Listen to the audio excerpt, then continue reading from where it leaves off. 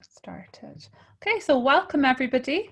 I didn't realize today is actually a bank holiday, and so there's a lot of businesses off. So thank you for joining us and giving up your time. For those of you that don't know me, my name is Sarah Downs, and I'm one of the co-founding directors of Ducaru. We're based in Aberdeen, and we've been running these webinars every Monday since near the start of lockdown. I think this is the 8th one now. Just trying to cover topics that are going to help people through this time when they're, looking at themselves. So we've covered resilience, mindset, overcoming challenges, and then some more technical topics for business as well. So today I have invited Ben to join me because I'm having a lot of conversations in the industry at the moment about how sales have been impacted from COVID, not just in oil and gas, but every sector. But all the other sectors seem to be on it when it comes to e-commerce compared to us. And I really see a huge potential for e-commerce in the sector. I know some businesses are already starting to adopt it. And some of those objectives that I'm sure some of you are sitting there thinking of, the operators will never accept it, etc. I've spent the last week or so reaching out to my sort of senior buyer level network and have had some fantastic conversations about e-commerce, all very positive. So I'm going to learn just as much as you guys during this webinar, and really hope that we come out of this with a bit of a different perception of what e-commerce is and how it can support our industry. So I will hand over to you, Ben. I'm going to mute because I can hear Jacob getting closer with his dinosaur language. So I'm going to mute and turn off my video. If you want to go through the content, and then we'll open up for Q&A at the end. That would be great. Sure. Thank you. Great, thanks Sarah, and thanks for inviting me onto the webinar today. So as Sarah said, my name is Ben Leonard and I'm an e-commerce consultant. I previously have background in oil and gas, which is obviously helpful when we're crossing over these two aspects. Let me give you a bit of background about who I am. I worked in oil and gas as an environmental advisor for 6 years. And then in 2016, I founded a brand of fitness equipment selling direct to consumer online through my own website and through marketplaces like Amazon. That's me speaking at the Elevator conference a couple of years ago. So I founded Beast Gear, and just for a bit of context, this is the Beast Gear website. Beast Gear still sells equipment for strength athletes like powerlifting, conditioning like CrossFit, sports like boxing, MMA, that type of thing. I grew the brand for 3 years from 2016, and then in late 2019, after the brand was doing mid seven figure annual revenue and selling to customers in Europe, Australia, the Middle East, I sold the business, and I still do a bit of consultancy work for them on product development and some digital marketing things. Now I'm building a new e-commerce brand, not in the fitness niche, and I'm helping B2C and B2B businesses reach their e-commerce goals. And Sarah has invited me here to talk about how B2B e-commerce can help in the oil and gas industry. So let's talk a bit about e-commerce. So you probably all know e-commerce is buying things online, and you can pretty much buy anything you like online now: clothes, food, cars, household items, almost anything. E-commerce started with B2C, businesses selling to individual customers. And in 1971, the first e-commerce sale happened. It was the seminal act of e-commerce, and it was the sale of cannabis between students at Stanford and the Massachusetts MIT. And from there, e-commerce went a little bit quiet for a while, but the main important points, I've highlighted some here. In 1995, over here in the UK, we had Smith's, Tesco, Virgin Megastore, Interflora, Dixon's, I think they don't exist anymore, and PC World all came online. Very importantly, obviously, Amazon started first in the USA in 1995, and eBay, of course. In 1999, Alibaba came online. If you're not aware of Alibaba, they are enormous and a great example of an e-commerce platform selling to both B2B and B2C. It's an important place, in fact, for many brands and businesses to source their supplies from. So let's talk a little bit about e-commerce models.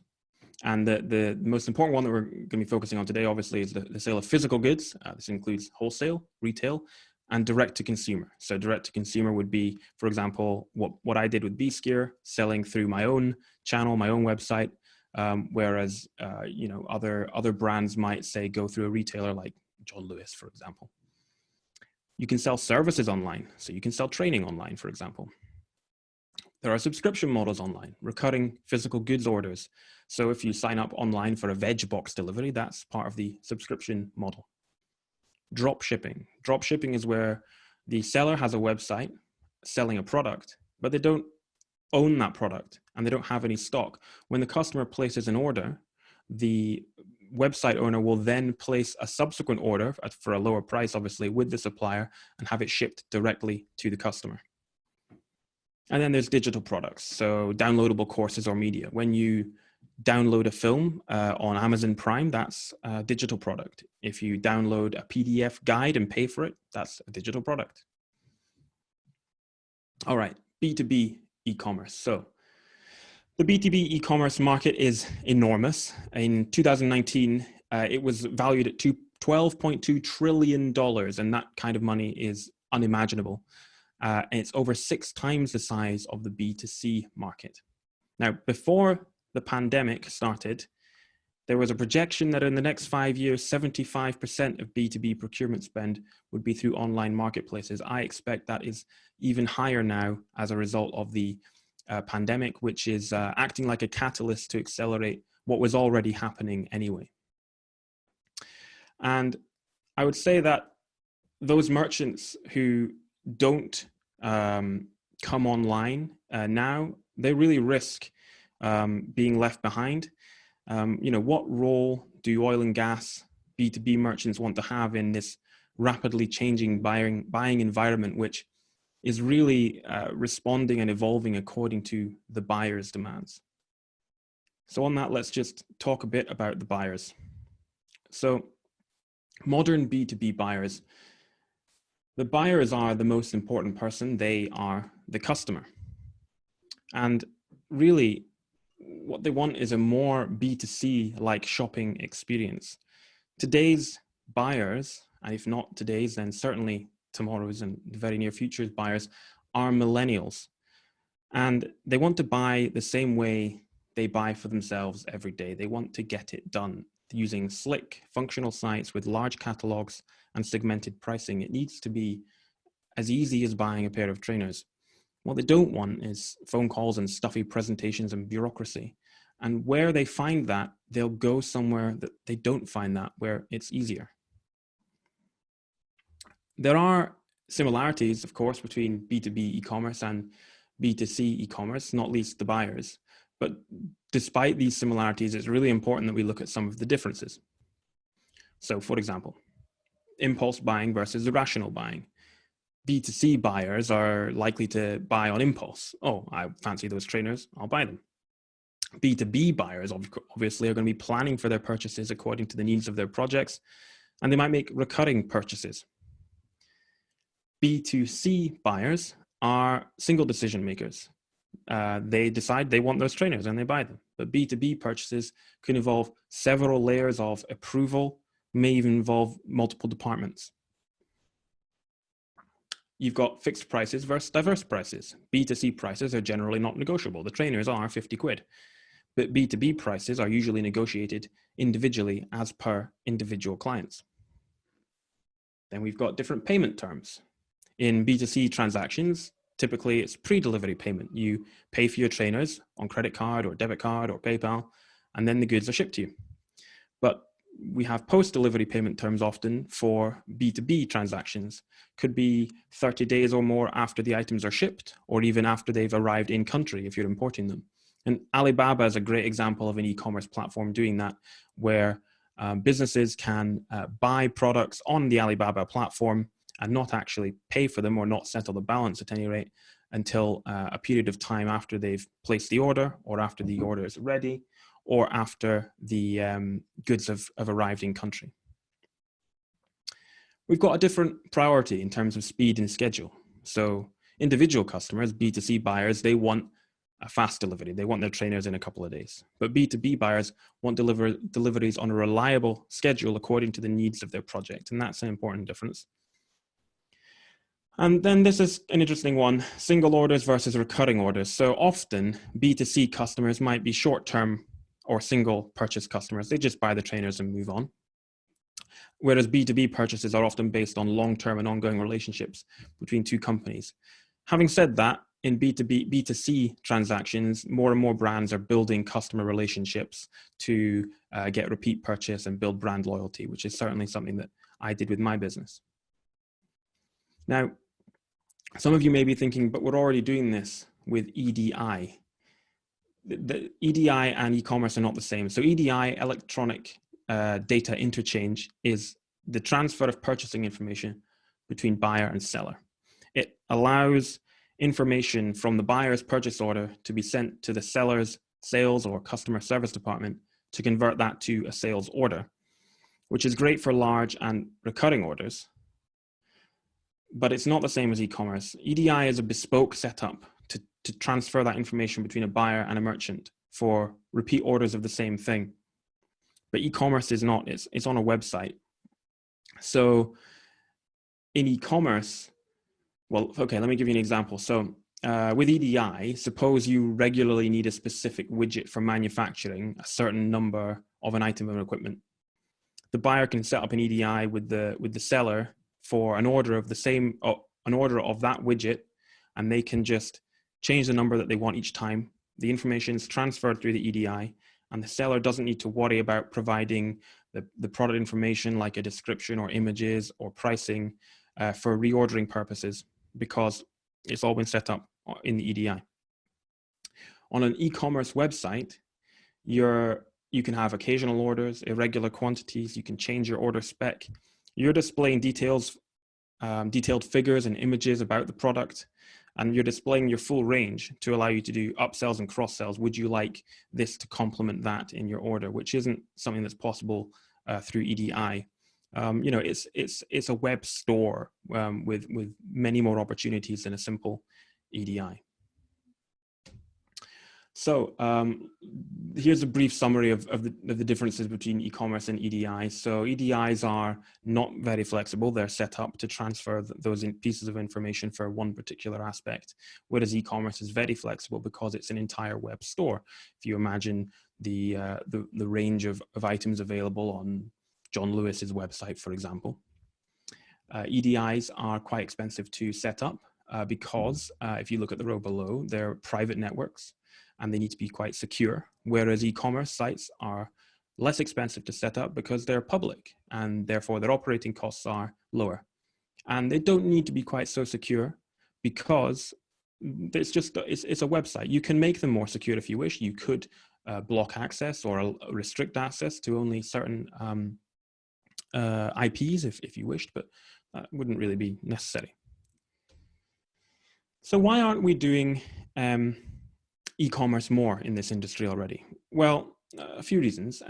There's the traditional culture within the industry that we've always done it this way aspect. And part of that is perhaps because, we've got older professionals in the workforce who've traditionally relied on sales reps who are able to drive results by directly engaging with their customers, physically in person in meetings. And maybe it's been felt that e-commerce might eliminate this comfort of human contact and feel too impersonal. But of course, at the moment, these sales reps can't have face-to-face meetings, and we're all learning that life carries on when we can't meet face-to-face in the current environment we're operating in. And the millennial generation has mastered that non-face-to-face communication. Perhaps there's also been a bit of a lack of education. You don't know what you don't know. Until somebody comes along and explains how good e-commerce can be, you simply don't know about it, and that's fair enough. There's also been a bit of a you go first mentality, I think. Oil and gas companies are waiting for competitors to take the first step to adopt new technologies and to streamline their workflows and improve their data collection, and no one wants to be the first to fail. Everyone wants to look like a winner and look good. And we've maybe got a lack of case studies showing the success of this. And when companies in this industry are a bit risk averse, that can make them not quite want to push the boat out and go for something new. There are perceived barriers stopping us from doing this already. So, for example, it's too complex. Yes, it is complex, but that complexity can be handled by e-commerce. There's, for example, a range of payment methods that you can have for your transactions. POs, direct debits, specific payment terms, custom quotes, and all of that can be handled by e-commerce in the background, especially now that the technology is so advanced. And e-commerce has existed for a very long time, as I showed up top of the presentation. And it's because all of these complexities can be handled by e-commerce that e-commerce is the main point of growth for so many B2B merchants across so many industries, because the orders are processed digitally, buying efficiency is improved for everyone. You know, people are taking this on right across a range of industries. We are doing it already though, just not quite as much as maybe we ought to. So most of the industry has the potential to use e-commerce for selling containers, valves, lubricants, widgets for just about anything you might need. And I'd like to show you some examples of some e-commerce websites in our industry. So this is Grampian Fasteners, and they very kindly agreed to let us show their website today. So this is an example of a company with a site which is really good and almost there. I can view their catalog, and I can look at the Nord lock bolt securements here. And I might want to look at the washers. And this is great. There's a really good description up top and a variety of variations here, good pictures. And I think I want to look at the 316 stainless steel. Fantastic. Lots of information here. Many variants. And I can even see what's in stock, and that's fantastic. The only thing that would take this a step further to being what we really want is the ability to click on buy. Instead, we have an inquire button, which will take me to an email form. Yeah, I can send an email if I click on inquire. So it's really good. It's got, you know, all the products in a catalog, really nicely laid out, really easy to navigate. It makes sense. We're just missing that last hurdle of getting from an inquire button to send an email, which will just lead to a bit more bureaucracy rather than just being able to buy. The next example is really good because Red Wing are actually, they're doing it. They are using e-commerce to sell their products. So if I look at their gloves, and I come down to, say, any of these, let's go to impact protection.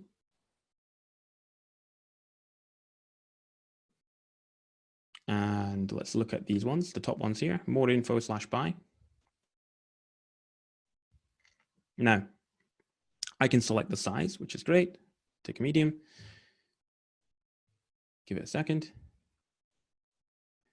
And I can buy it. I have to log in to buy it, but that's fine. They've set their site up so that only those with an account can buy. And that is one of the attractions of e-commerce. You have the choice as to whether to do that or not. And so that's fantastic. And lastly, here's an example from a company in the US. They're not specific to oil and gas. I'm sure they have customers in oil and gas, but they sell belts for machinery, which can be used across a range of industries. And it's a great website because they've got a whole variety of belts. It's not the most eye-catching website if you compare it to a B2C example. I keep coming back to John Lewis, but it's just a website I happen to have gone to the last few days. And they're doing it, and you can buy these. And I really like this site because it's built on a platform called Shopify, which is my favorite e-commerce platform. It's the platform I used for B-Skier. And Shopify is a Canadian company, and just in the last few days, they have become Canada's biggest company. and they're one of the flag carriers for working at home, which is quite interesting. So there you go. E-commerce is being used a little in oil and gas, but not much yet. And those who are using it can do a little bit more. Yeah, so let's move on. Okay, some more perceived barriers there. Pricing. So many merchants, they don't want their prices to be available to the public. So you saw on some of those sites there, I could see prices, and on others I couldn't. I had to inquire. That's not a problem. You simply set your pricing so it's only available when a customer logs in. And only your customer then sees the prices, and you can present them as negotiated for individual customers. So if different customers have different prices that they've negotiated, that's okay. They'll see the ones that apply to them. If you've got prospects who don't have an account, that's not an issue.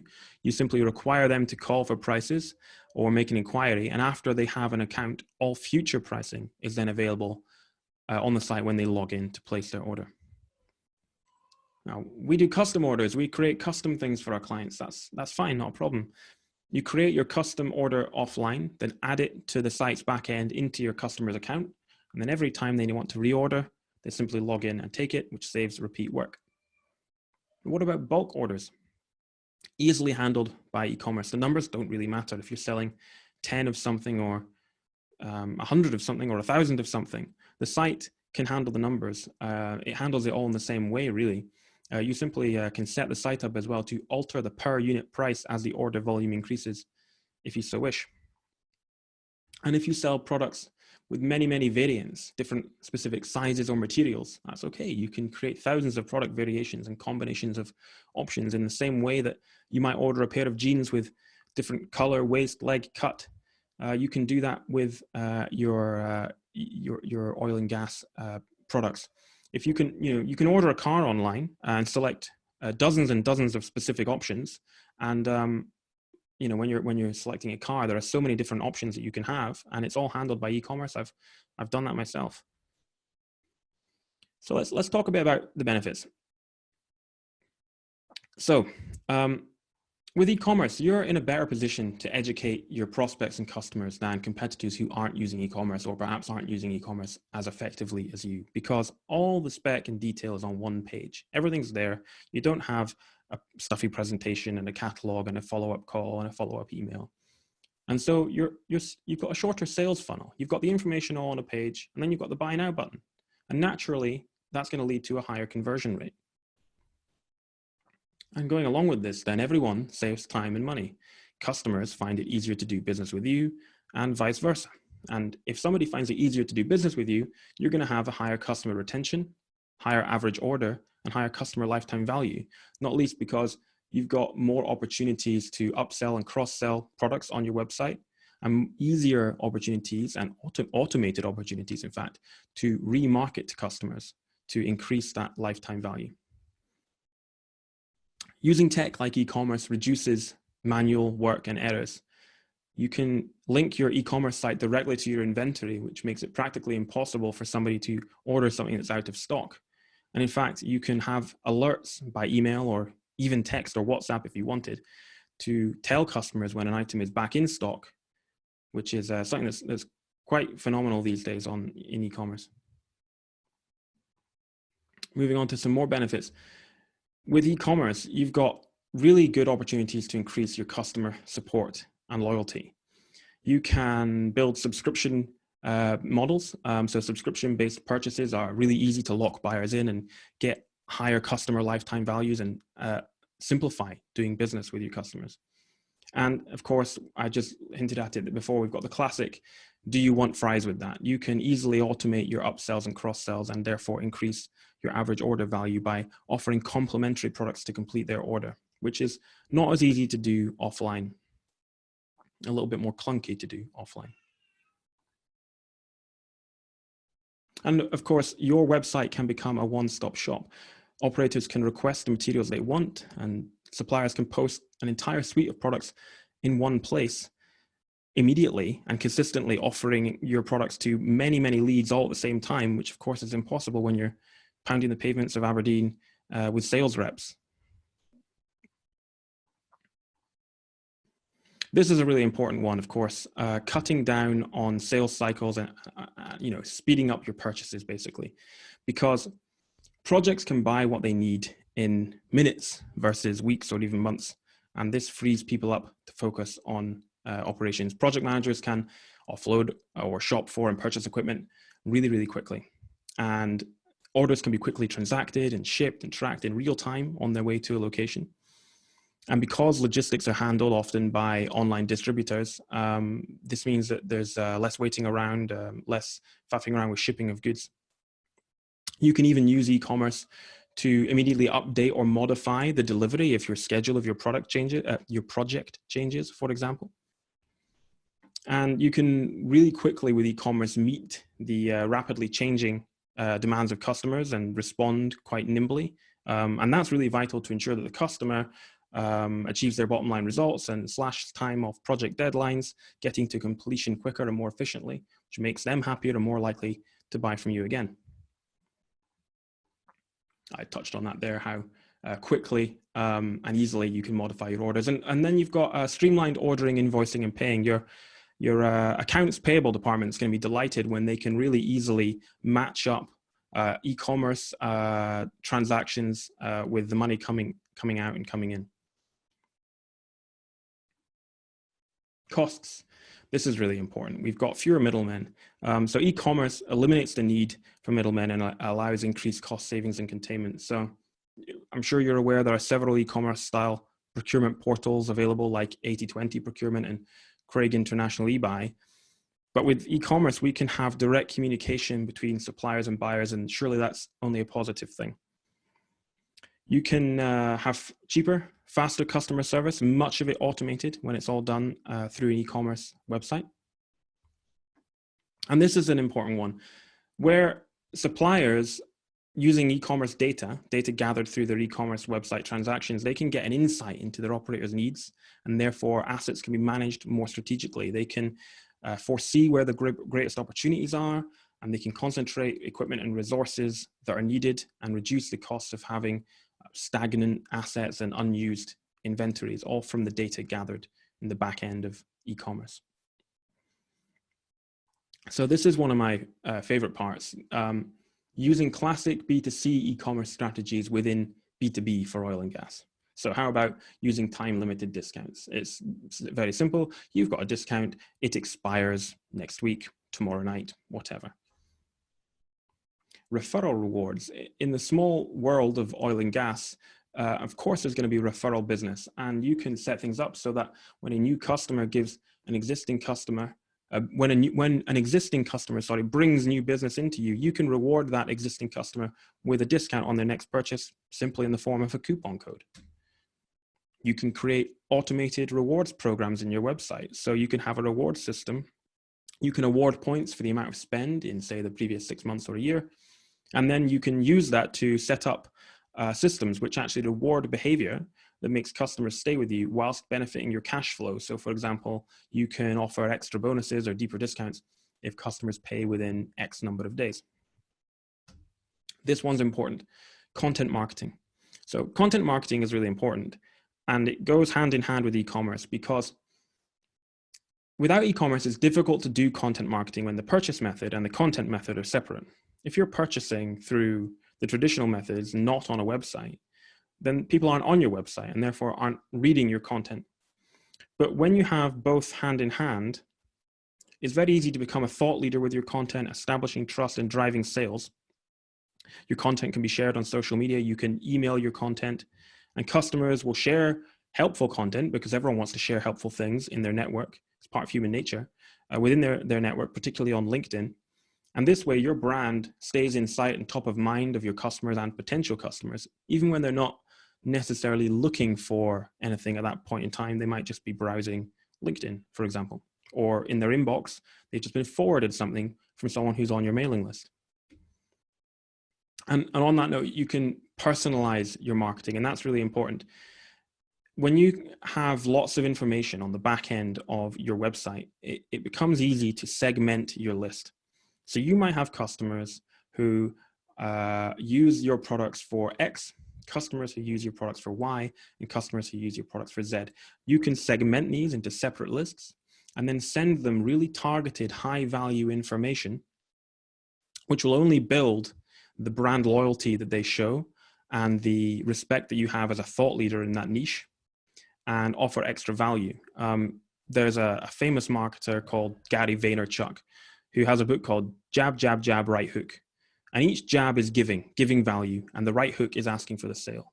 And when you segment your list and personalize your marketing, each jab is very, very specific to the person on the receiving end, which means that when you do finally throw the right hook and ask for the sale, you've offered so much value that they see the value in your brand that they're much more likely to do business with you. And that is really, really easy with e-commerce when you have so much more powerful data. So I'm just going to sum up now. So B2B e-commerce is growing at an incredible rate. It was growing anyway, but as a result of the global pandemic, it's being accelerated astronomically. And those who don't get involved are going to be left behind. It's the buyers that are driving this evolution. And the perceived barriers that exist or previously existed are not such an issue in 2020. That technology means that it's possible to have these large catalogs with many variations, as is being shown across other industries. And there's a lot of benefits for everyone. It's got cost benefits, time benefits. It's very simple, and particularly for merchants, it's more profitable. You can get higher order values and higher customer lifetime values in the way that you can market to your customers and remarket to your customers. Cutting down on sales cycles is obviously vital. And there are many more opportunities to market your brand, particularly through your content marketing, email, social, etc. So thank you very much. I really appreciated the opportunity to speak with you today. Just going to hand you back to Sarah. Okay, thank you so much, Ben.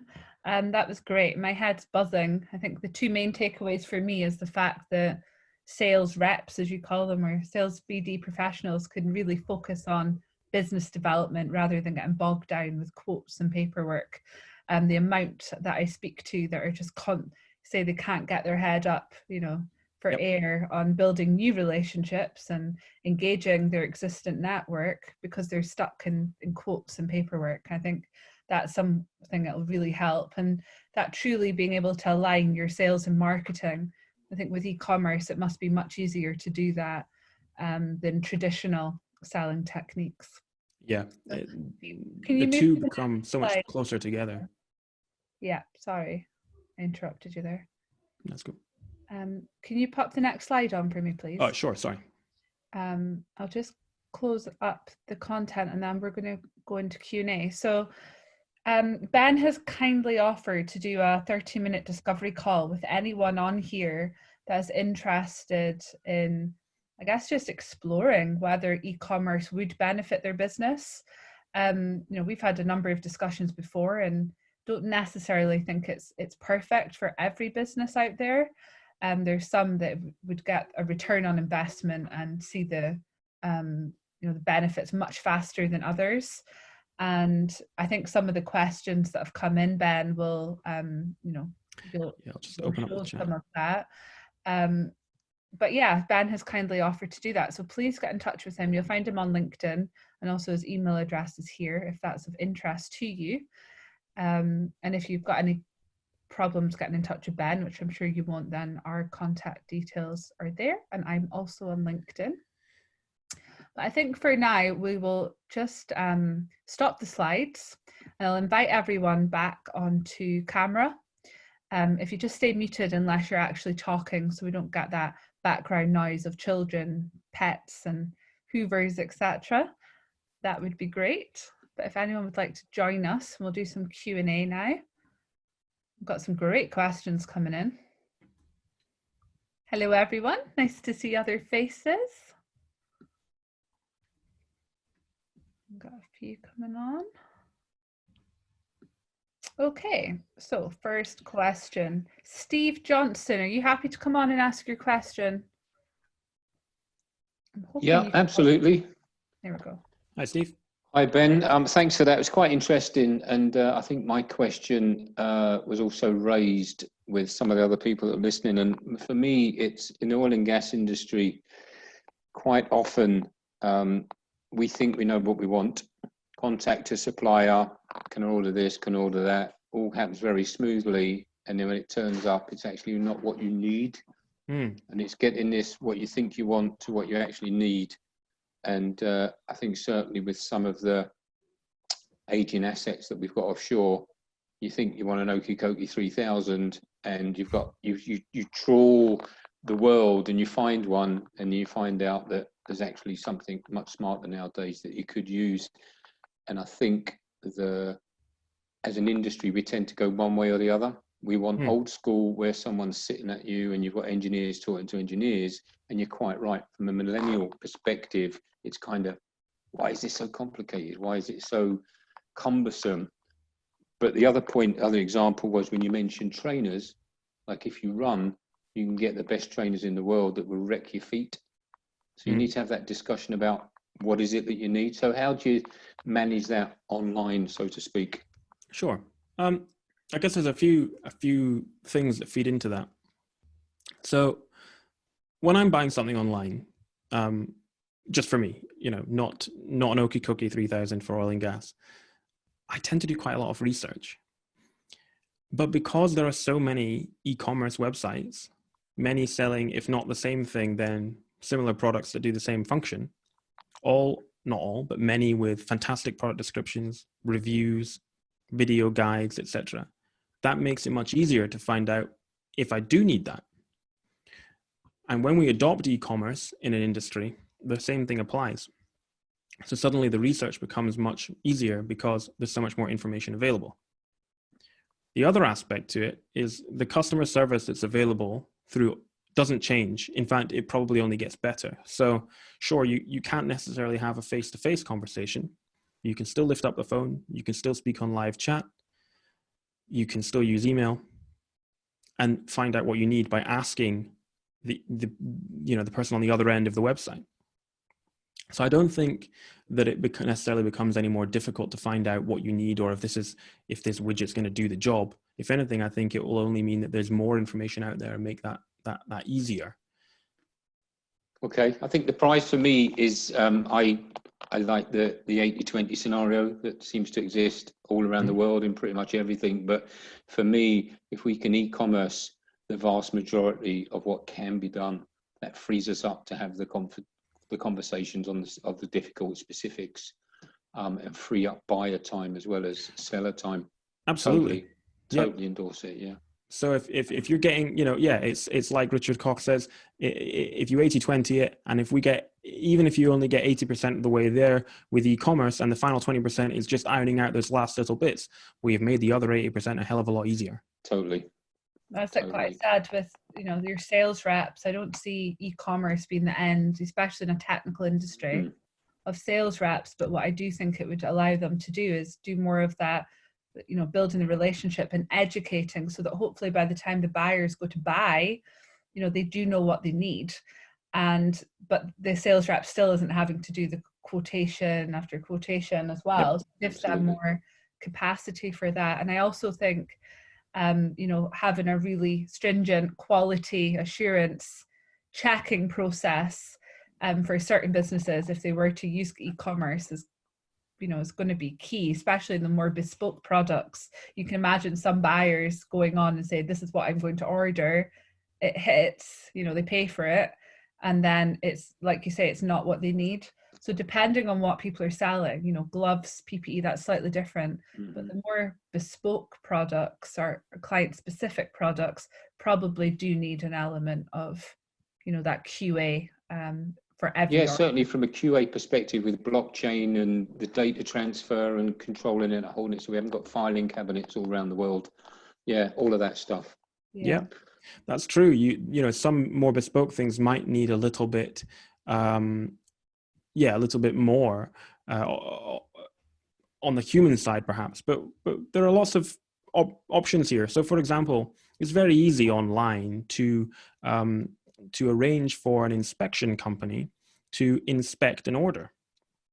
across a variety of industries. There's no reason you can't have add-ons to your order simply through a drop-down menu of selecting an inspection with your order with an independent inspector, for example. That helps collaboration within that supply chain as well. But Yeah, totally. How do we do that? So that's a good example of that. Cool. Yeah. I'll move over. Steve. Thanks, Steve. Question. Thanks. Rob, would you like to come on and ask your question? I think I saw you a minute ago. You hear me? Yes, we can. Hi, Rob.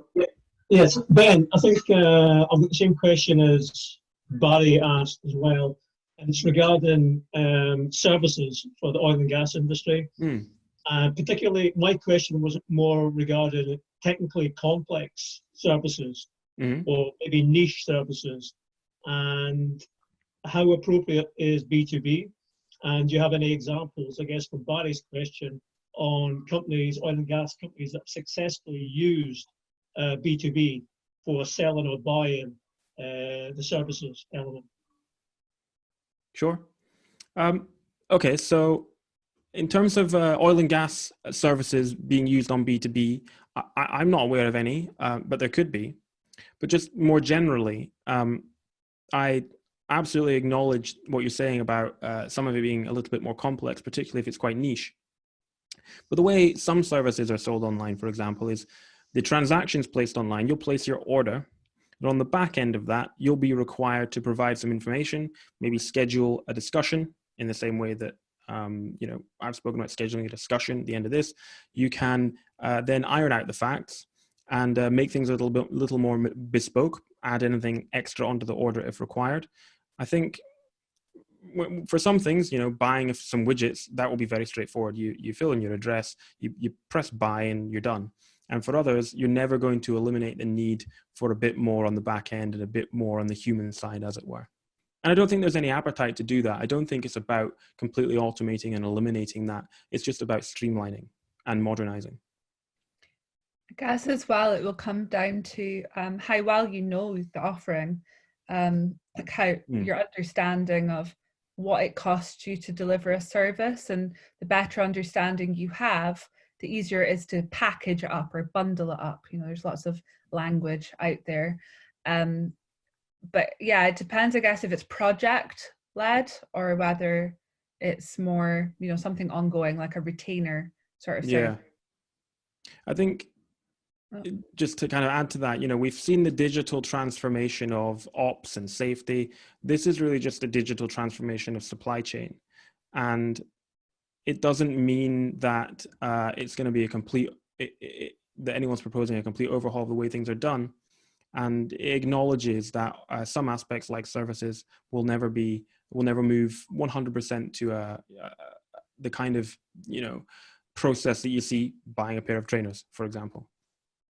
Rob or Barry, do you want to add anything there? Because it kind of covered both your questions. Yeah, no, it's interesting. In terms of technically complex services, I'm just thinking about it now.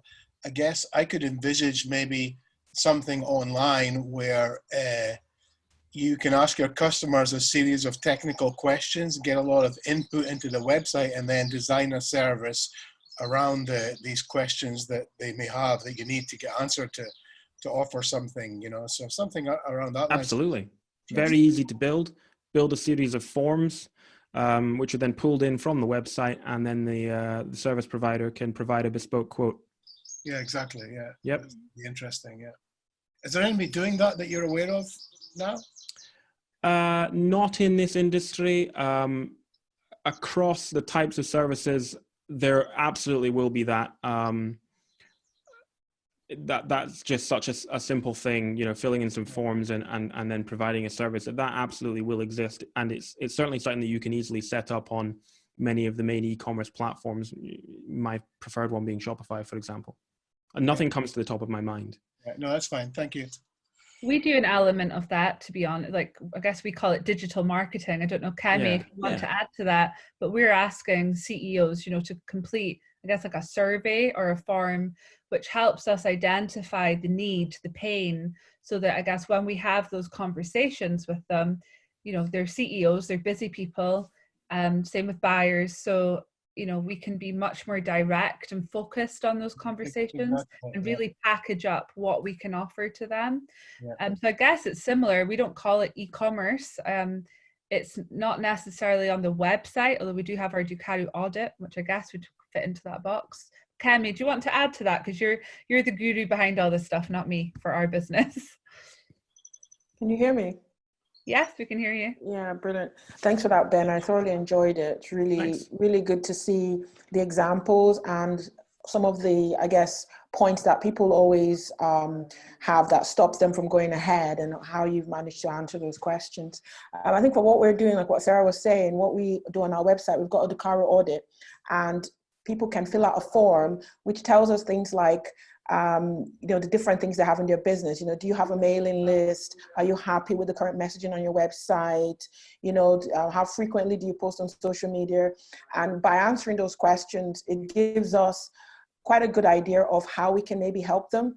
And we can go back to them and say, well, based on your responses to these questions, this is where we think you are on your digital marketing journey, and this is how we can help. So that when we're then having a conversation with them, maybe through Zoom, we're not starting from scratch. We have a good picture of what they've got already in their business. And we always start with, you know, what obviously they're doing well. And the fact that they've stopped to fill out that form is also a good sign, because it shows that they care about moving forward. So I guess that's how we implement that within our business. And within, obviously, Kemi, when you were working for some of the large service providers in the industry, could you, you know, but it's more technical service-based solutions, could you have seen, you know, using a similar type of form survey helpful in that buying process? Absolutely. I think the example that comes to my head is when I worked for Schlumberger, when we, well, I was in the division where we sold software, so pipeline simulation software and reservoir simulation software. And some of the questions that we needed to know, you know, were things like number of users and the extent to which the users knew the tool. So were they beginners, were they intermediate, were they advanced users, things like that. We tended not to know that, and we tended to just, you know, sell 3 licenses, 5 licenses. And then it was after the fact that training issues then came up, because to have the ongoing training and ongoing services, they needed to pay a monthly, you know, kind of maintenance fee, if you like. And most companies didn't really want to pay that. But if we had the right information from the onset, then we could be having that consultative conversation with them at the onset to say, well, based on what we know about your team, about your company and upcoming projects, this is what we would recommend. You need this sort of training for this type of staff, that sort of thing. I can see that could have been really useful. I know we've spoken about that before, Ben, prior to webinars, that data-driven insights that people can get when using e-commerce. Oh, yeah. You can get it with traditional selling as well. It takes a lot of work to collate the data. Yep. But if you can go to a buyer and say, you know, you've bought 4 of these every month for the last 5 months, do you want us to put you on a more of subscription type service for that? You know, that's going to help the buyer make that decision. Whereas if you just, you know, and it cuts down a lot of the paperwork and the individual POs instead of having, you know, an ongoing PO for a absolutely product. And you can automate that. You can set up your system very easily to detect company X has bought, you know, threshold number of these in the last threshold number of days. Mm-hmm. Send automated email offering subscription at discount level X. Okay. Really, really simple. So Gary Henderson's on the call, who's the managing director of Grampian Fasteners. Yeah, great. Taste. And Gary's got, so thank you, first of all, Gary, for allowing us to show off your website. Yep. Definitely one of the best we've come across in the industry. So hats off to you for that. But I see you have a question, so fire ahead. Yeah, thanks for your presentation, Ben. Thanks, Gary. You'll be slightly generous in your appraisal of our website. There's a lot of work to be done on it. One of the reasons that we haven't done it is so far in terms of adding that buy function on, if you like, is the kind of lack of demand from our customers. And one of the reasons for that is the kind of interconnection of systems, if you like. So our buyers have their own systems to use, and you know, they must use that. And so to then go and buy from our system, is a duplication of effort, and it's just so much easier for them to just email in their PO from their system. Again, if there's any questions, we're doing that kind of error checking, if you like, as well, to make sure they get the right product. And so that's one of the issues we see as a kind of a barrier. And I just wondered what your thoughts were on how you see it developing in the future, because I think you're right. It is going to change, but how is it going to change? Sure. So I think there's a few things on that. I think Sarah probably has some input on this too. I think I get what you're saying, and you're absolutely right. If some buyers will certainly have a great appetite to do this because it'll make their lives easier, and some of perhaps the larger ones will say, well, it's going to mess up our system. I think there's definitely a bit of a case of this is happening, and if you build it, they will come. Also, alongside that, I don't think it's going to be that difficult. Let me just give you an example of something that I do on a very small level, and how the tools are available to be done perhaps much higher. So there are tools for small businesses available, like Zapier and Integromat, which basically automate anything. So I have a plugin in a tool which brings in any invoice which is attached to an email that I receive, automatically files it, and automatically adds it to my Xero accounting software. There's no reason larger corporations can't either use those tools or develop their own. But I do take your point that the appetite for this, considering the perhaps duplication of effort at the start, might be tricky. But as I touched on earlier, we've seen the digital transformation of safety, we've seen the digital transformation of ops, and this is going to happen. So in some respects, buyers are just going to have to get on board. But I think Sarah's been speaking to a few buyers recently and might have a bit more on that. Yeah. So before deciding to do the webinar, Gary, I really wanted to reach out to as many buyers as I could, and the operators, EPC, some of the larger larger businesses where the buying behaviors are usually the poorest, and I guess the appetite for change is less a lot of the time. And so most of the feedback I was getting, they were saying, if you'd spoken to me 4 months ago versus now, you'd be getting two very different answers. Because 4 months ago, they could sit with their files of paperwork and PO registers, and, they could walk around the office and get people to physically sign off on things. I can see Steve laughing up there. And that's not happening. So all of a sudden they've been forced into buying, with everyone in lockdown, working from home. And I think that's really kicked off the appetite to look at this further. You're absolutely right though. And it's something it's here in me as going, this is going to be a tough thing to change, like any part of digital transformation in the industry. We haven't nailed any part of digital transformation yet, in my opinion, and we're far from it. But there is a lot of appetite for it now, and it's coming from the top. It's been driven from the top. And I think it's one of those where we either sit and wait and hope that someone else changes it, or we talk about it and get it moving. Steve, you look like you're dying to say something. Would you like to come on? Yeah, it was just this pendulum of and unfortunately, I find myself getting more into the male, pale and stale kind of age group now. Whereas 20, 30 years ago, I was at the point of, we need to change this, guys. And I came into the industry 25 years ago, fighting the norms of the people much older than me. And now I'm in that arguably managerial position. I've got millennials saying to me, but we should just automate everything. And it's like a pendulum. Because I get it, but we've got a culture which, unfortunately, there are a lot of dinosaurs in this industry. And my biggest concern in the industry is when you get a bright, sharp, it doesn't have to be age related. This is mentally young and smart thinking, who is then educated by a dinosaur, and then you've now got young dinosaurs. Mm. And they almost forget the things that they came into the industry to challenge. And as you know, I still continue to challenge, but it's very difficult to move this massive cultural machine, which is the oil and gas industry. But you've only got to go to automotive and aerospace, yep. And they're like, well, what are the things that give us the most pain. What can we change? Let's change it. What can't we change? Okay, let's put that aside. We won't say we'll never change it, but just not today.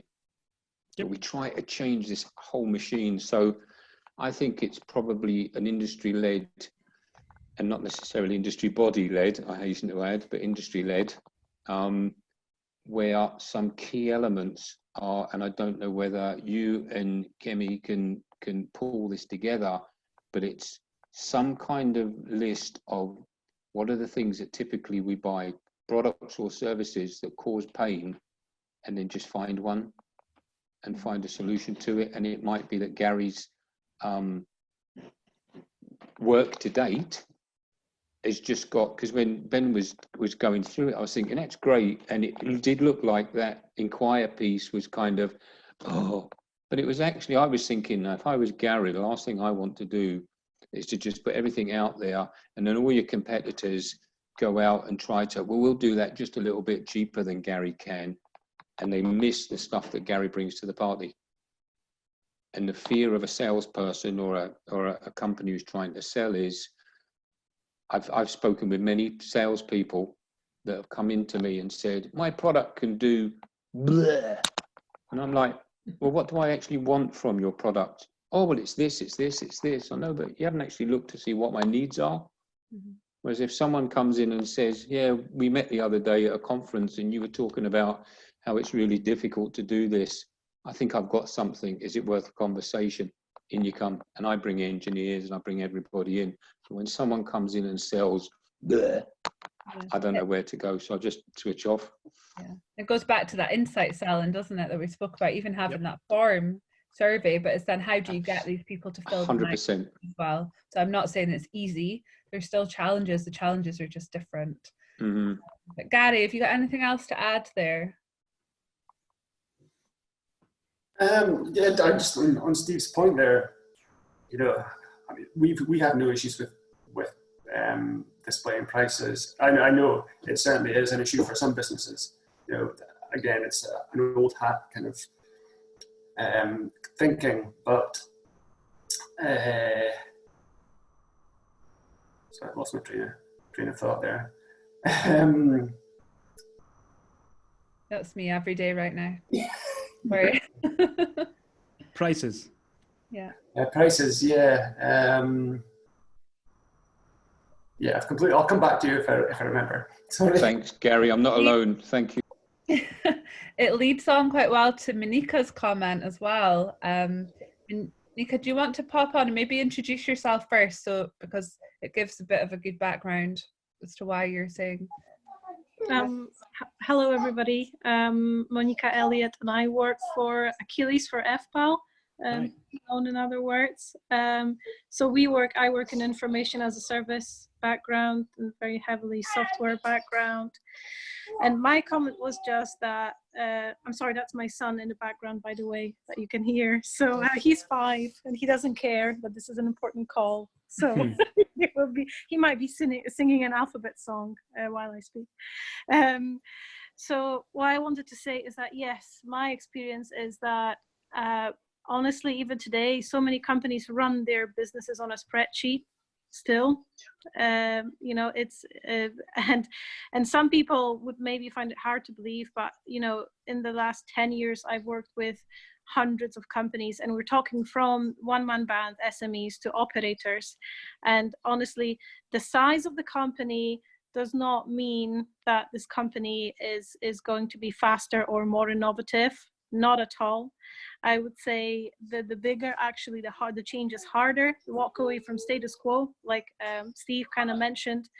You've got people who have been in the industry for many years, and this is what they want to do.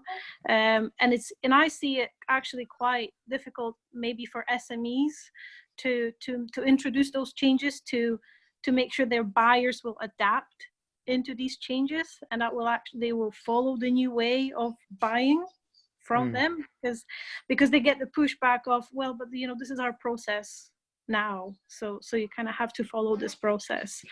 So Steve, I can see Steve smiling because he probably knows what I talk about. So it's difficult. But I just wanted to say one more thing, Ben. thank you so much. I mean, it was so refreshing to see Gary Vee being mentioned on a call. I'm a big fan of Gary Vaynerchuk. I think he's amazing. Everyone should Google him or LinkedIn him. He's got a great story. His work ethic is brilliant. He always talks about kindness and gratitude and executing rather than overthinking. Yeah, just wanted to add that at the end. Thank you, Sarah. Cool. Yeah, I have a love-hate relationship with Gary Vee. I really like him. Sometimes he just he goes a bit over the top. But yeah, he's good. He can go very, yeah, he can be a bit, but I sometimes think it's part of his brand, you know. Yeah. That's what I like about him, that he tries. He will do almost anything you could think of, and that's why he's hitting different groups of people that kind of follow him. And like he did the cartoon thing last year for children. That didn't really work, did it? But he tried to try things that might not work sometimes, I guess, in business. Yeah, well, that's what he says. So he follows what he's preaching, right? He's saying you have to start doing, and then you will know whether something works or doesn't. You won't know if something works if you're just talking about it and overthinking. So you learn. It's a bit of a learn or your own mistakes culture, and I think that's why I like him. But sorry, I'm diverting the conversation. Well, since you're here, Monica, hopefully you can stay a minute, because Rob's actually just asked a question with FPAL in it. Rob, would you like to come on screen or audio, or I can easily ask it? Probably a few opinions on this one.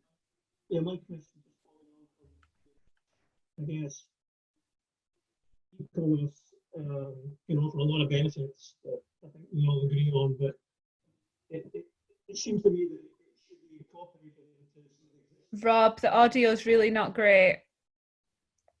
Do you want me to ask the question and then we can do some discussion on it? Yeah. Okay, so Rob said, can FPAL incorporate some B2B, incorporate B2B to make it more integrated and efficient instead of currently standalone?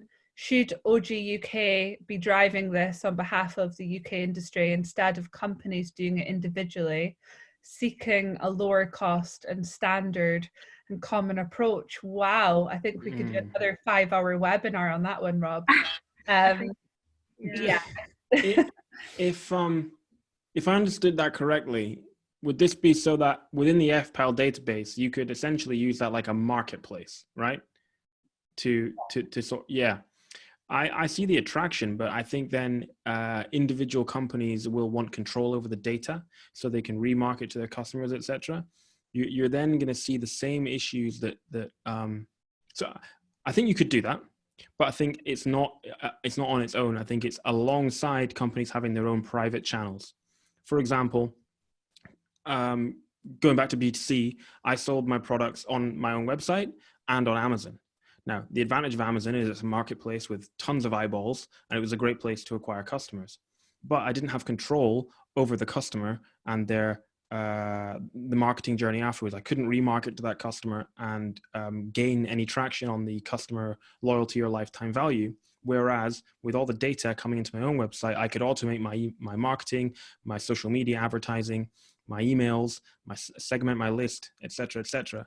And I think people are going to want their own e-commerce site and all the benefits that go with owning that customer and owning that data, rather than it being part of a marketplace effectively. That's not to say you can't do it. It could be a two-pronged approach. Yeah, I think I'm not surprised this question's been asked. Rob, I'm sure that, you know, not just on e-commerce, but all things supply chain procurement in the industry, I guess it'd be so much easier if one company could just drive it. But unfortunately, with all the politics and I guess, you know, at the end of the day, FPAL we're their clients, you know, we're the customers, and the same with the operators. So they're really just another service. They're not a regulator. They can't demand anything of anyone as such. Steve, do you want to jump in? Because I know you've sat on all these committees over the years. Yeah, I see the thing about FPAL And I'm a massive, massive supporter of FBAL, because when I came into the industry in the late 90s, FBAL was just being created. And I'd come out of 10 years in the telecoms industry where we didn't know what we were doing it, obviously, but we were doing it. And it was like a great and amazing efficiency for the business. But going on to the point about whether FBAL is the sole place to go to or multiple, I always think about, if I went, regardless of the brand, if I want to go to a certain clothes store, I can go to Union Square in Aberdeen, I can go to George Street, I can go to Edinburgh, I can go to Glasgow, and I can get that product in a mall. And I know certain malls, I'll go in, and by the way, I can pick up all these other things. So I may travel many miles to go to somewhere I can buy 5 or 6 things, or I might go direct to the store because I feel like I'm going to get a deal, or I can go and talk to people. And I think if we as an industry can get the hybrid model into our psyche, which we don't like doing, we have to have a solution that's got to look, you know, it's got to be square. It can't be slightly round, it's got to be square and always be square. But if we can get into a hybrid model where customer expectation is not everything for nothing, and supplier expectation is not, I have to have all your business, otherwise I'm not selling to you. If we can break those down to say, right, what is it? I call it the Spice Girls principle. Tell me what you want, what you really, really want, and we can do it. And that's the kind of key to it, you know? Yeah. I'm stealing that, the Spice Girls principle. I That's think great. Just quote me. Just all That's do a that. writer downer. Love it. Yeah, I think, Monica, do you want to add to that? Because I know that's probably something you guys have been asked so much over the years. And yeah. Well, that's, you see, that was one of the biggest sins for Achilles over the years, was the fact that the platform has not been improved with the spirit of time. So the FBAL platform, the ironic part about FBAL is that it's a good product. It's a product that works. It delivers what it's supposed to deliver. However, to what Ben said earlier on, the generations are changing, and today, in today's world, everything is about convenience. People want a better, easier solution, something that is you know, has got more functions, it's easier to use, it literally drops the product in front of you as soon as you type in a keyword. I mean, if I need anything these days, I'll just Google it. I'm not going to go to the shop, because that's what it is, and that's what it's going to be even further. So sorry about the so that was one of the biggest sins around FBAL, you know, is that even though the solution was great and the product is good, the system itself got a lot of criticism over the years for the technological aspect of it, the way it looked, the way that it wasn't, you know, looking better, more convenient. As for what Oil and Gas UK is going to do, you guys know that I can't comment on that, because only Oil and Gas UK knows that. So that's a question for them, and we do speak to them, but I can only comment sort of from our perspective. I would like to hope that we're not going to move to other industries like automotive or construction or power and tech, where every buyer has got their own system, and as a supplier you have to end up registering with all of them at the same time. So do you think Achilles, and it probably just isn't FPAL, because Achilles is much larger than FPAL, but can you see them driving forward, I guess, within their own roadmap, I guess, embedding some element of e-commerce? Or do you think it'll be a case of the individual suppliers would create their e-commerce sites and there would be links to those within the platform in the database? I think it will be the latter. I think it will be for the pre-qualification purposes that it's supposed to serve. The first step is definitely what you just said, with suppliers being able to put in links. Oh, sorry, I need to go into the Don't worry, it's okay.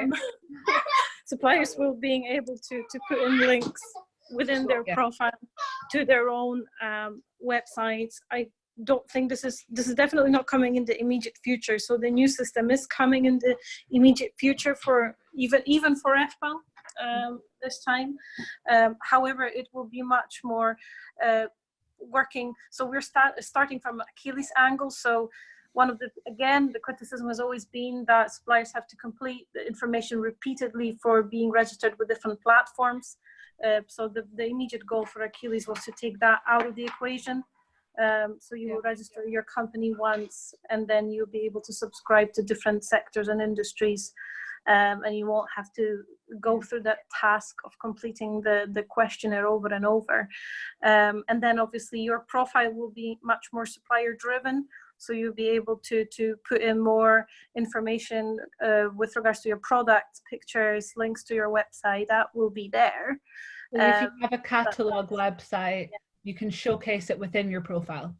Yes, you'll be able to put in the link there, but you won't be able, you know, again, it's like Ben, it's exactly what Ben said. So this information is intrinsically, you know, that belongs, the website belongs to Achilles, and that's where we get our lead generations from the website and the way the buyers and suppliers behave on it. So the data will belong to us, and thus suppliers will have to direct the buyers into their own websites if they want to sort of do any purchasing actions. You know, that will not be happening on Achilles, not in the immediate future, as far as I know. Yeah. I didn't expect that to be the case, and I don't think it will be on OG UK either. Ben, I don't know how much experience you've had of Achilles. I'm afraid not very well. None. I'm afraid. It's really, you know, a portal that suppliers and buyers pay to be part of, to interact with each other, and a lot of the pre-qualification is done, which is what we discussed before. Is you know, people aren't just going to start randomly going online and purchasing everything they buy. There's still going to need to be that level of pre-qualification first, and then they can start using more e-commerce driven tools, which I guess is B2B e-commerce and not B2C. So yeah. Is there any other questions, or Ben, anything that, oh, Gary has remembered his point. Come on, Gary. Yeah, it was when we were talking around prices, and then actually Steve's kind of followed up on something afterwards. You know, for us, price, I guess the price isn't a big thing in general in B2B, because we're always aiming to be competitive, and most of the people we're with are going to be in and around the ballpark. The advantage comes from the kind of real benefits of e-commerce, the time saving, the bureaucracy, all those kind of things we spoke about. And so it's like Steve says, it's about why would they come to you instead of someone else? It's about building your overall service and brand. And I guess Ben could add to this, you know, about what makes you feel good about going to that customer. Because at the end of the day, you're still a consumer buying for your business.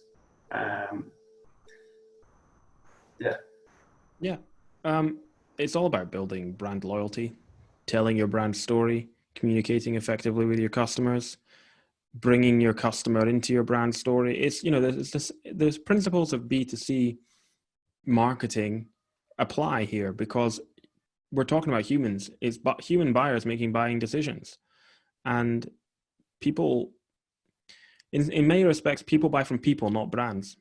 So if you effectively tell your brand story, market to your customers effectively, going back to that highly targeted marketing that I was talking about, provide them with value, then they will come back to your brand, because they will become an evangelist for your brand. And they may, you know, it's not all about a race to the bottom on price.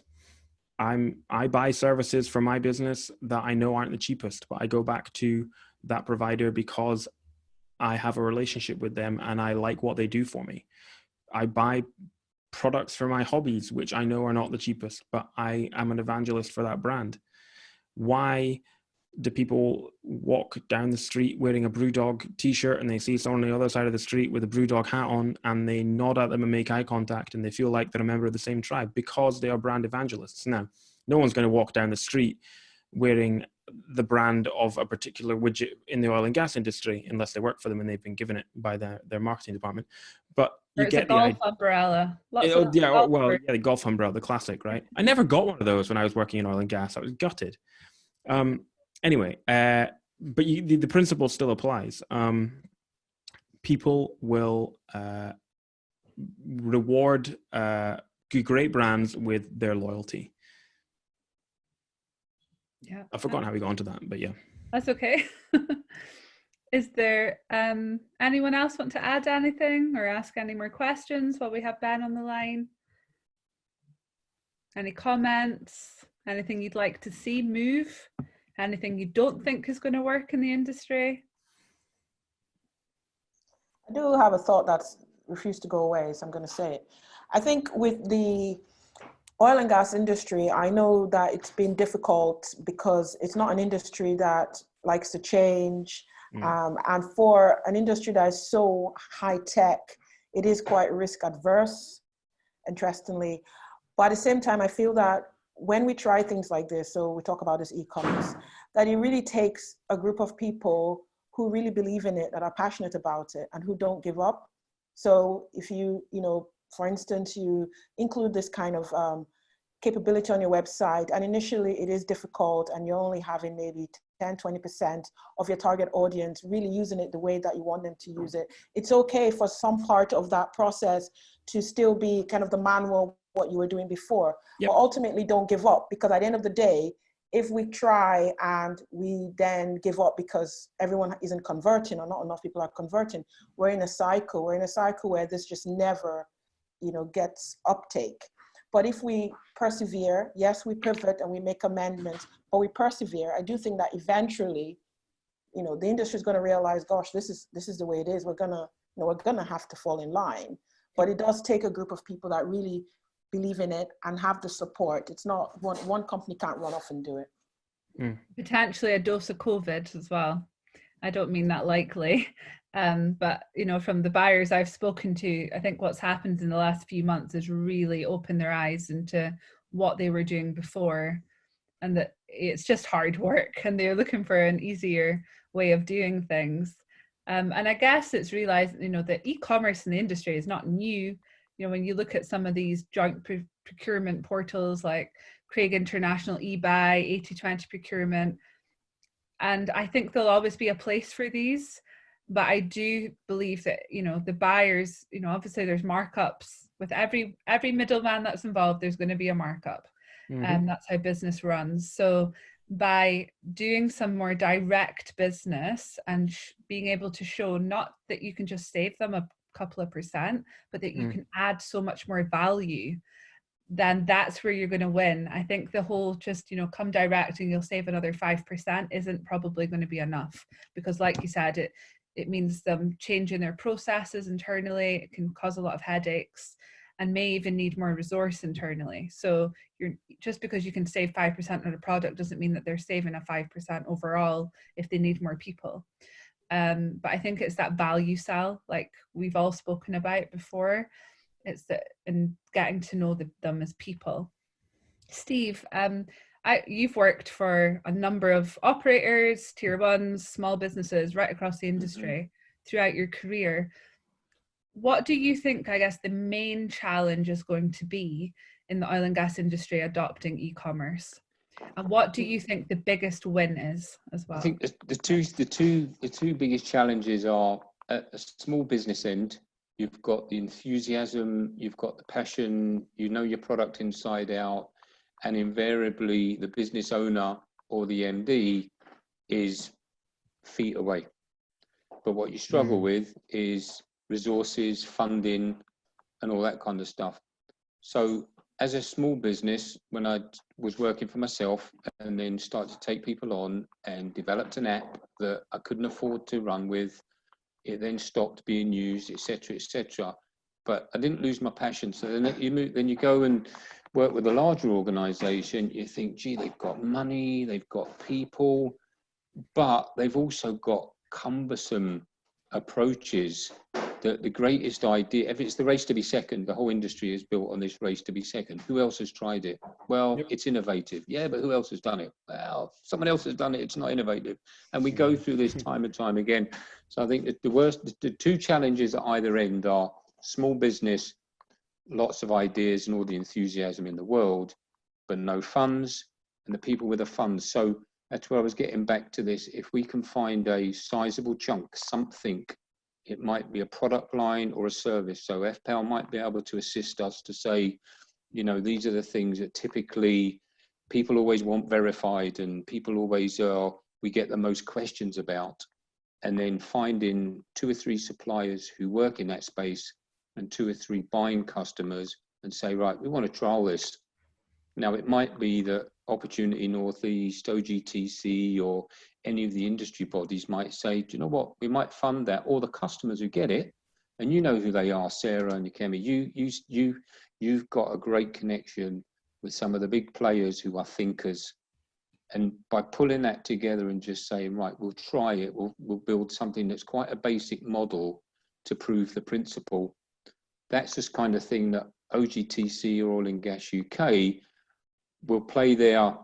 I'm not a big fan, but we've got to work with them. And then I am a big fan because they start to move things. It's finding a small opportunity to prove the fact that it works. And the prize to the people that take the risk is you get the earlier benefits. So the second adopters, etc., and the third adopters arguably will have to pay a little bit more or carry out a little bit more effort, but the early adopters, which we've got to find a prize for them that says if you adopt early and you work with us, because you've got to go through the ups and downs of the roller coaster of trying a new idea, but if you really want this to happen, work with us on something small and sizable. But as nearly everybody has said in this discussion, we want to go from, you know, embryonic state to Olympic athletes in 2 minutes. You know, we don't want to walk. We don't even get our balance right. We don't want to fall over. We don't want to get up and go. It's okay. You can fall over as many times as you like. Just don't be reckless. And then all of a sudden you think, I tried that once and I fell over. I won't try that again. Try something else. Still fall over. But if you've got enough of a group and you've got customers who are going to work with you and support you, I think it's doable. That was one of the questions. What was the other question? There was another one, What's wasn't the there? biggest win for the industry if they can truly adopt it? I would say now value is a small word with so much large connotations to it, but it's finding out what value is. To some people, it's going to be, and as you know from my LinkedIn thing, the magnificent 7 of value is we either make it safe or we mitigate the risk. We increase production of whatever you do, whether it's product or oil. We increase production or we make production more efficient, so the cost of sale is less. And then we've got CapEx, OpEx, and ABEX, which is abandonment expenditure. Value should hit at least one of those. And if you can go to a customer and say, I can produce one of these 7 things, the more you can produce, the more likely they are to buy from you. But it's, to make it work, is we've got to find out what the value is to the people that we need to get started. And that's the biggest benefit, is whatever value means to the buyer. But it's got to also be doable and of value for the supplier to be worth doing it, because if a supplier doesn't make money and doesn't grow a business, eventually they're going to go, do you know what, I'm not going to quote. And then the buyers have said, well, I used to have 5 people that I did business with. I treated them all like dirt, and now I've got no one that wants to do business with me. That's outrageous. You know, find out what the value is, lock into the value, get a small group to trial one, and arguably we're laughing. Absolutely. Thank you, Steve. Thanks, Steve. Really valuable input on the value word. So we've all got to get bruised knees together, is what you're saying. You need to fall down 100%. together. 100%. Yeah, I think so. and have a prize at the end of it. Ben, have you got anything to add there? Well, I think Steve's hit the nail on the head, and I like that. Everyone's got to get bruised knees together. But I think in one way or another, particularly because of the way things are going in the moment as a result of the pandemic, somebody's going to go first. We don't know who that is. And to be fair, some companies already have gone first. Like, for example, Red Wing are doing it. And Grampian Fasteners are almost there on their website. And this is happening. The barriers that I touched on in the presentation can be overcome. And the barriers that have been raised in the discussion can be overcome. Often with things that already exist. at the end of the day, the traditional way of doing it still results in two things. It results in a product for the person or the company making the purchase, and it results in an invoice, and it gets filed away in an accounting system. There's absolutely no reason that e-commerce doesn't make that easier, because it just does. So that's the way we're going, and the industry can only benefit from it. There will be difficulties and there will be pushback, but the technology exists to definitely make this a massive improvement for the industry. Thank you so much, Ben. I'm aware of time, so I am going to close up. But sure. If anybody wants to get in touch with Ben or myself, we're both on LinkedIn, and the email addresses were in the slides, but this webinar has been recorded, so we'll get it up on our LinkedIn, etc. shortly. I think the one thing that I'm just thinking of as well is how much sales process is going to need to change as we adopt e-commerce. And I think a mistake a lot of businesses are going to make is, set up e-commerce and not change the process, and not really, work everything around that. And this, bringing e-commerce into the strategy means that you have to, change, potentially the people that are in your team, because they might need to be different people with different skills. It might be you need to train, it might be you need to update the process. So I was really keen to, listen to the industry, people on the call on, I guess, what the challenges are going to be, because I guess, Kemi, that's something we're going to end up working in over time. And yeah, I'm going to really start thinking about that now and looking what other industries have done to make it work. So I've learned just as much as everyone else, I'm sure, on the call. So I just want to say a massive thank you to Ben for joining us, and I'm sure there's 101 other things you could have been doing today. So really appreciate your time. Thanks, and Ben. Please, if you feel that e-commerce could support your business, reach out to Ben and have that 30-minute call that he's kindly offering, because I'm sure that within that 30 minutes, Ben will be quite clear on what you can do, what's probably not going to work for you, and just maybe give you some insight and ideas. So thank you so much for attending. Thank you, Sarah. Thanks for having me and for the opportunity. Really, really enjoyed it. Very welcome. And we'll be in touch soon about next Monday's webinar. So just keep an eye on LinkedIn. And if you don't already, please download our Ducaru app. It's free, and there's lots of engagement in the industry going on within there. All the webinars get uploaded there. So there's 8 to catch up on if this is number 1 for you. And last week's was a great one with Lee Spencer, the Rowing Marine, talking about overcoming challenges and building resilience. So if you've not watched that, I would highly recommend it. So thank you so much, everyone. Enjoy the rest of your Monday afternoon. And thank you. We'll see you all again next week.